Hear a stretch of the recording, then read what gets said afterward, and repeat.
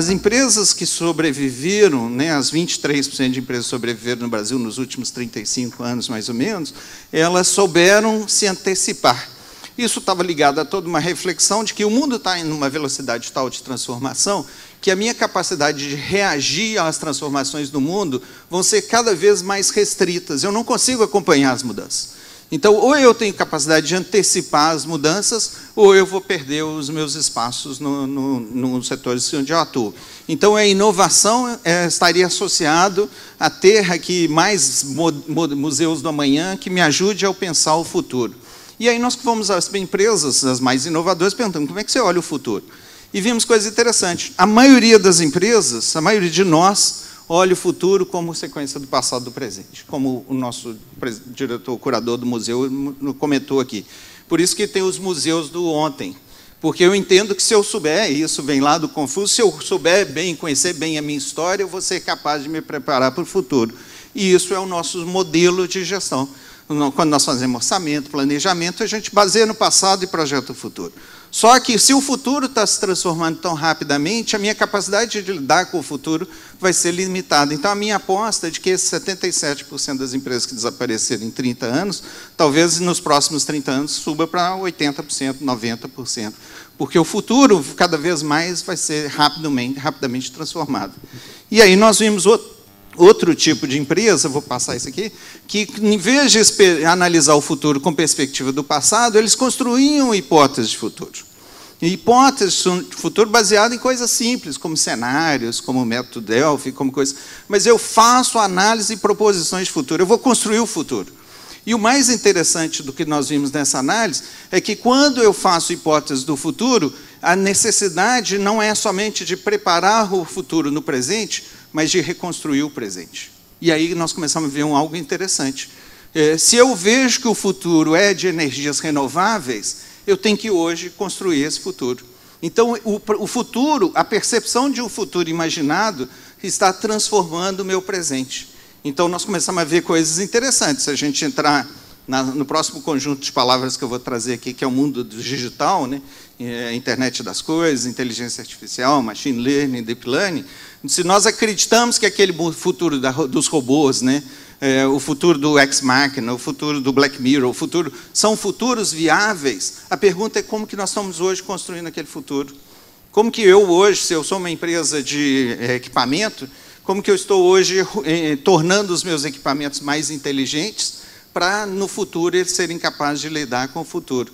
Então, o grande lance dessa reflexão é de que a inovação não é só mais a criação de conhecimento, ou de novos conhecimentos, e, a partir deles, novos produtos e serviços que vão gerar valor e vão gerar competitividade, mas é a minha capacidade de antecipar futuros.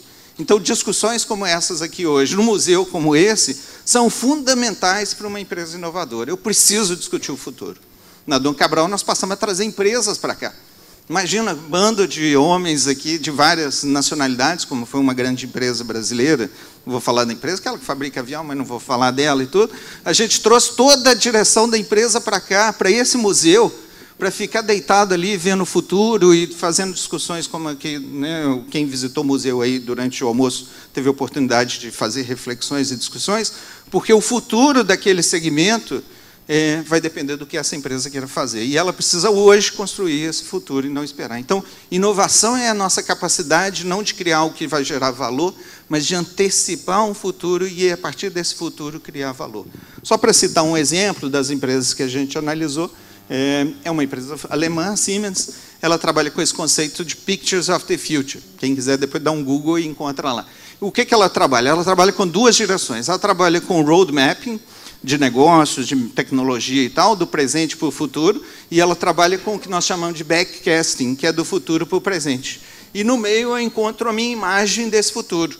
E há muito tempo atrás, essa empresa chegou à conclusão que alguns segmentos que ela mais atuava, por exemplo, componentes da indústria automobilística, etc., de motores de combustão interna, não teria futuro.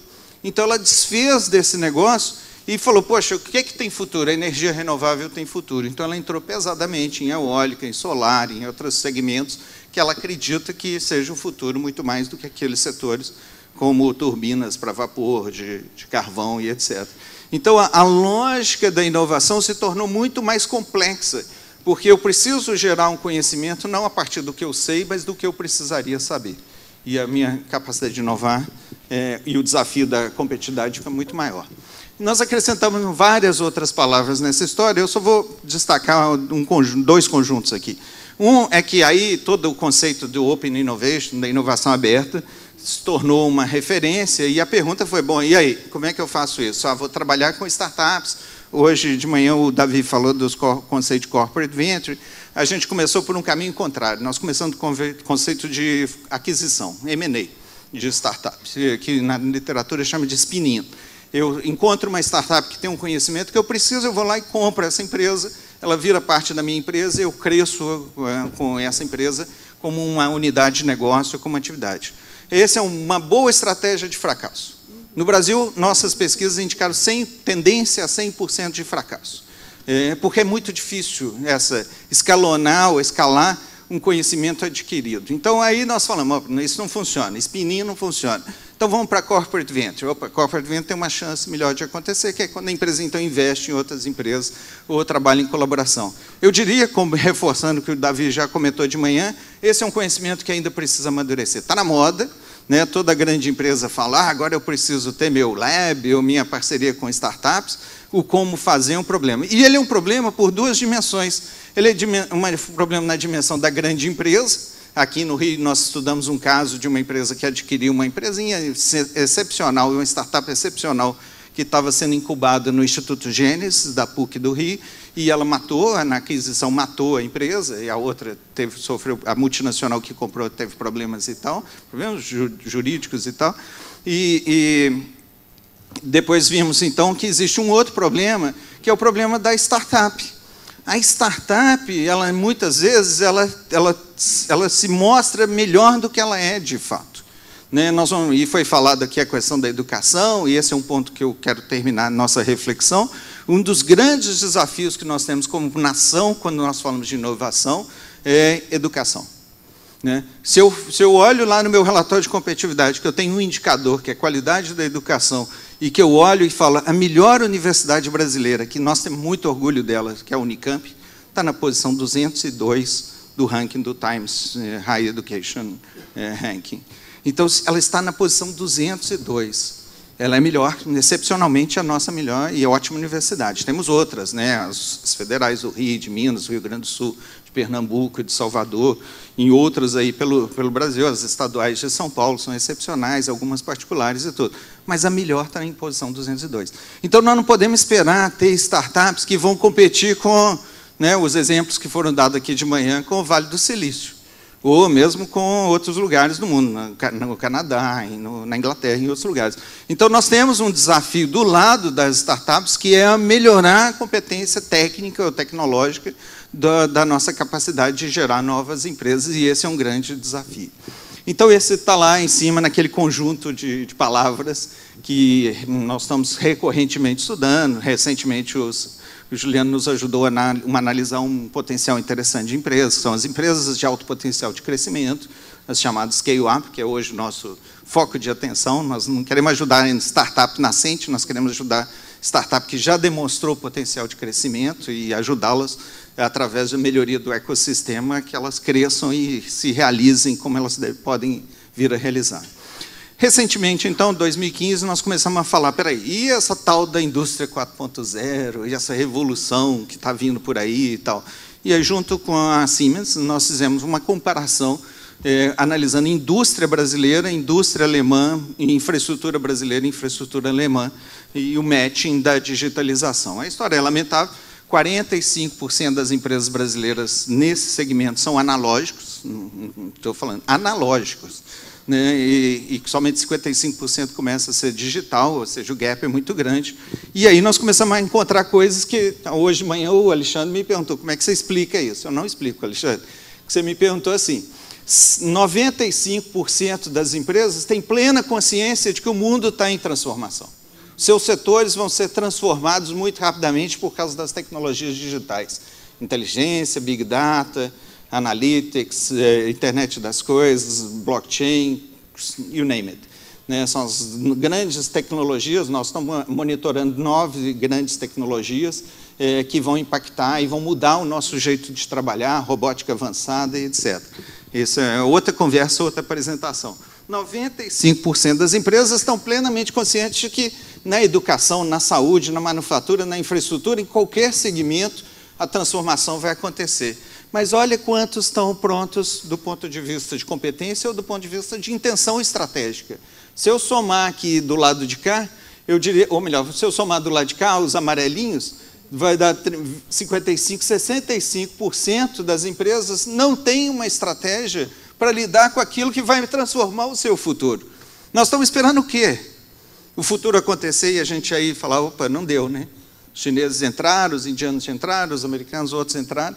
95% sabe que o mundo está em transformação, ou 100%, 65% não estão fazendo nada ainda. Do ponto de vista das competências, é a mesma coisa, 60% não tem competência para lidar para isso.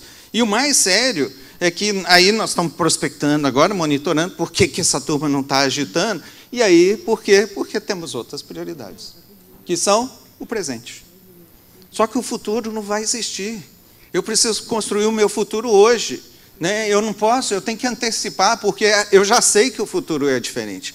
Então, a inovação, no nosso caso, né, com essa transformação digital, nós estamos no meio de uma revolução.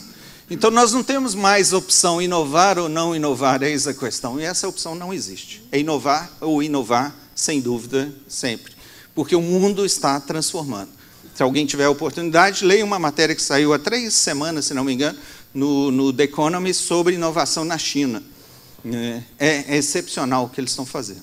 E a China vai surpreender o mundo com renovações digitais de altíssimo valor agregado.